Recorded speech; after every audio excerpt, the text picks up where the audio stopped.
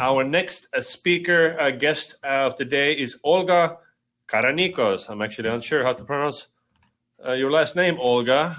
Olga, can you join me? Hey, here you are. Hi there, how are you? I am excellent. So teach us how to say your last name.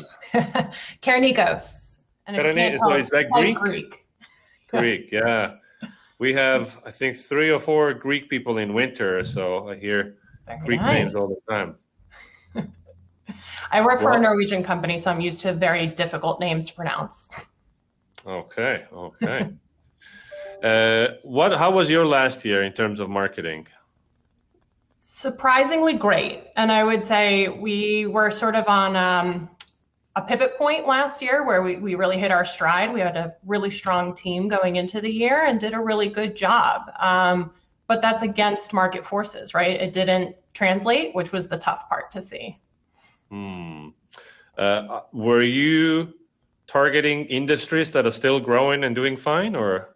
Yes, and that was actually one of the critical things we did. We shifted our ICP pretty early on, which was a great move and an insight from our CEO, and really focused on those markets that we have in our customer base that aren't touched by economic climate, let's say. So we're still doing strong. So insurance, mortgage, telcos, those high velocity type of companies that are always going to be growing. And that's worked out well for us. So tell me a little more about that shifting of your ICP. Did you also have to change your product, or was it just marketing? No, more marketing than anything. And I think for our product, so we do sales gamification. It's something that is very natural to the SaaS world, and they can certainly understand it very easily. So we do well there, but SaaS was one of the first places that was just going to start cutting software when things got tough. So we've always been in all these spaces. It was really more a matter of shifting priorities as far as marketing. Yeah. Absolutely. I think we're having these discussions inside winter right now where, we're primarily selling it to SaaS, and SaaS is hurting. What? Maybe we should, look at something else also. Yeah. We're hoping SaaS comes back though. Well, definitely. Yeah. Now, Olga, I'm going to get out of your way. Looking forward to your 3 things, and then we'll chat later. Sure. Sounds great. Okay, so I talked a little bit about kind of our ICP shift, and that's certainly something that was grounding for us and our bets this year. What we did last year was really focus on that from a messaging and positioning standpoint, coming up with a very steady demand gen stream. And what we want to place a bet on this year is more on our penetration versus spread strategies. So we're going account-based engagement.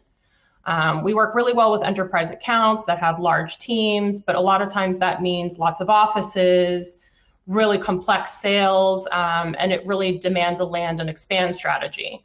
So what we want to do is certainly have an account-based strategy, but we wanted to move fast and not invest in expensive tech. So we talked a little bit about 6sense just in the last talk. We don't have that budget to spend off the bat without being sure that this strategy is going to pay off.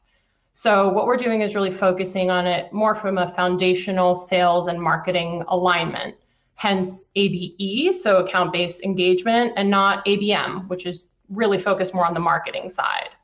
What we've done is pick one single industry, which makes messaging and asset creation more manageable. And when we went into account selection, it's really about picking warmed accounts that have some basic intent signals that we can see in something like a Zoom info, and gives us just enough of a critical mass of contacts to go after without advertising at a super high CPC, and it not being overwhelming. So for us, that's about 100 accounts. And one ad tactic that we have seen some early success with is LinkedIn thought leadership ads. And if you're not using them, I would definitely say explore and experiment. What we saw was those ads were getting about a $4 versus $65 image ad CPC.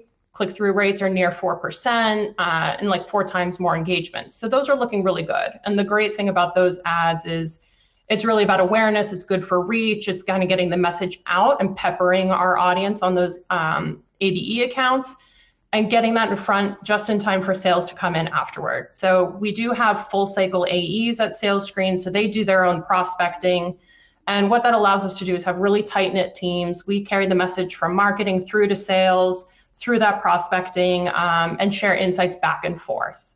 And some of the initial things that we're kind of measuring progress on are certainly indicators from a marketing standpoint, ad engagement, reach, conversions, but our goal metric is all about pipeline velocity. Our assumption and our hope is that these accounts are going to move through faster once in pipeline, and then we're really attributing to revenue.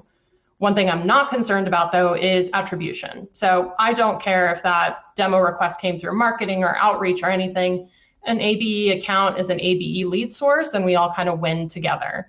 So it's really about that alignment with the sales team. Now, for everyone else in our general audience, and this actually is something that Chip started talking a little bit about as well, is about allowing them to educate themselves and do research through the product. So our next bet is on PLS, so product-led sales. We know those buying behaviors have changed. People really want to not only try before they buy, but try before they ever speak to a human. So we want to enable that education from a product perspective. Now, let me tell you, for a company that started with a sales-led motion, this is a pretty big and expensive bet, but we really do want to enable those buying behaviors. So what we're doing is we've created a starter level version of our product that's really ready out of the box, strips some of the customization out, and allows people to get in there quick and kind of look at things. We do enable them to enter their data so they can see that aha moment right off the bat. But rather than going a full freemium model, we're just going to provide a free 1-month trial that then moves into low monthly fee transaction. What that actually enables us to do is have 2 motions off of this. One is a revenue stream for marketing. Our great SMB customers can get in there, get the using with the product, and probably see that aha moment in that smaller sort of stripped down product without needing our full product. So that's great. They can be self-serve. For everybody else, they're more likely going to get in there, get a feel for things, and really want the customizations, the bigger full product, and they're going to want to talk to sales. But the great thing about that is they're now starting their deal cycles at a higher level of prospect awareness. So we're going to combine that with some interactive product tours, just really getting a lot of that on our website, making sure people can see all the UI, all the functionality, test it out themselves. And then really the metric we're looking at there again is deal velocity. We want to move people through quickly and allow them to get in there, explore, get that aha moment all on their own, and talk to us when they want it, when we can help. And then my third and final bet well, not final, we have a lot of bets, but our third bet is on customer marketing. And specifically for me, that's on a headcount focused on it. So customer marketing seems pretty obvious from a tactical perspective. It can touch so many different things, but what's tough from a marketing leader perspective, it's not always easily measured and directly attributable to revenue. And of course, it's a tale as old as time for every marketing leader. Am I going to put my full weight behind getting this role and then it's not going to pay off? But what we saw before, without any real concerted effort, 1/4 of our high intent leads come in all saying they've heard about us from a customer or a previous customer. And then over 65% of our revenue comes from renewals and upsells. So all of that is related to the customer. So investing into these channels would presumably create a big revenue bump, right? But the one way I'm going to tackle the attribution aspect of things is kind of really focus on a customer referral program off the bat. It gives us something that we can really latch onto, a lot of metrics we can track and see and have that lead source. And then what that does is give us a lot of air cover to be able to work on all the other customer marketing things we want to do. We know people absolutely go in and ask their networks about tools they love. So what we want to do is make sure our customers are happy. We're giving them all the how-to guides, use cases, videos, self-serve content to make sure that NPS is looking really strong. They're likely to refer us. But of course, we also want to harness the customer voice. So we want those customer stories and testimonials, but social proof as well. So we're going to focus on really getting more of those G2 reviews out there, both from not only a buyer perspective, but from an end user standpoint, and really get both sides of the coin. And so we've got a lot of tactics there that kind of get rolled up into this role. A lot of times, some of those things can get bounced from person to person really easily. So now we have a home for them. And what originally started at first glance as a position that might not be quite like attributable, I'm actually touching a lot of other parts of the business. So from a product standpoint, we're going to touch product and feature adoption. From customer success, of course, NPS and churn, and revenue. That's what we all want from a marketing standpoint. So we'll see that revenue come off the bat from our word of mouth and referral lead source. So yeah, those are my 3 bets for this year.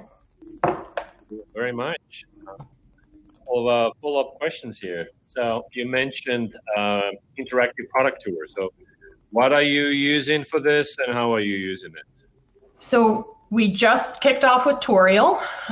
So I'm sure much like a lot of people went through a vetting process, and we just started creating our first videos with them. We're doing both interactive demos and tours. So like more guided and video that we can kind of steer towards specific use cases. And soon we'll have it just kind of open, able to play around with the product. I gotcha. Another thing you said caught my ear. You said you guys use full cycle AEs who do their own prospecting. Can you tell me a little bit about that decision to separate, why no separate BDRs, and, how'd you come to this decision? Yeah, so we had an SDR function. And so a lot of that, when I mentioned that ICP switch, we kind of took the bet then on let's really drill into these industries and have that awareness within those AEs and not focus on it from an SDR standpoint. And I think that was also in conjunction with the marketing moves we're making at that time, that we are really responsible for handling that top of funnel, driving it through. The only leads we pass over to our sales team are actual demo requests. So they're not chasing their tail, they're all hand raisers. So I think in conjunction that is working. There's definitely appetite to go back to SDRs, but for a lean, more sales and marketing alignment strategy, I think it works really well. And especially with pulling in ABE, those AEs are going to know those accounts frontwards and backwards. Mm-hmm, mm-hmm. Customer marketing. So if a buddy of mine, asks me, hey, what's whatever CRM I should use, and I tell them, that's great, but as soon as I say, they paid me $20 to say it, then like my credibility tanks. Yeah. So I think that's the problem with all these referral programs, where if it adds something ickiness to natural word of mouth, although you want to incentivize it and encourage it. So sure. How are you incentivizing and encouraging it without making it icky, yucky? Yeah, I mean, right now everything's happening organically. So we want to just influence that. So we don't want to go out and say, hey, $20, like for G2 right now, we have never incentivized any of our reviews.